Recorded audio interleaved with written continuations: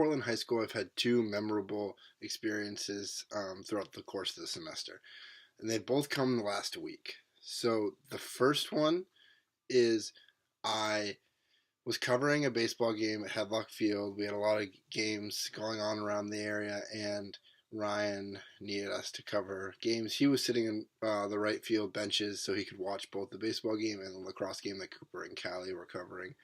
Um, and he could assist whichever side needed help. But for like immediate care purposes, he had us cover um, the sidelines of the game. So this was a really cool feeling to get that a little bit of autonomy, even though he's like watching me from right field. But I was able to cover a baseball game alone and set up, break down, and I was on Hadlock Field, so that was a really cool experience. Then when I'm in the dugout alone, I get a text on my phone, and it is for BOC results.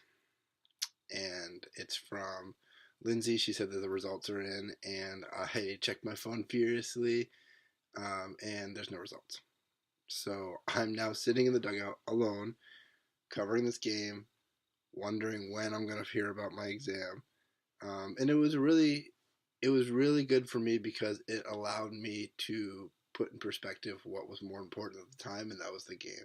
Because of this experience, how unfortunate as it may be, I was able to practice my ability to redirect my attention away from distractions and towards the matter at hand, which is coverage and player safety.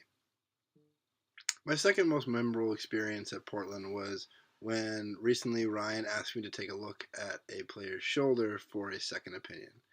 This is big for me because for a certified athletic trainer to come to me as a student and ask for a second opinion really displays a good level of trust between the two of us. So I performed the eval on the player's right shoulder. He was a baseball athlete who was feeling some discomfort in the posterior shoulder area. I ran through range of motion, strength tests, history, and I determined because of some strength deficiencies in flexion and abduction and positive empty can test that he had a supraspinatus sprain. And I reported that back to Ryan to be met with Ryan's response of, "Oh, good. That's why I thought it was too. It's reassuring to hear that you think the same thing. So let's continue the treatment that we've been doing, and we won't have to change anything." To have Ryan have that kind of trust in me is really big for my confidence, and it has allowed me to go along at my everyday practice, knowing that I'm doing something right and I'm on the right track, and I can do this as a certified, and I can make it after passing my BOC and everything, and trying to find an identity now as a professional when I get my information in and graduate and get certified.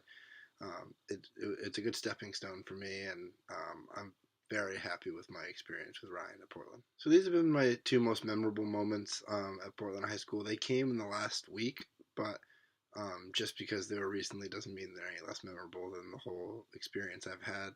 It's been great working with Ryan, and I recommend anyone to do it if they're looking for a clinical site. He has been a great mentor, a great teacher, and an even better preceptor. And I have many more things to say about Ryan, but I'll save it because this video is only 5 minutes. And that concludes my digital story. It's been a great semester. It's been an even better 4 years at UNE, and I want to thank you, Chris, for everything you've done. Seriously, from the bottom of my heart. You've done a lot for me. I know we joke around and everything like that, but thank you. I appreciate everything.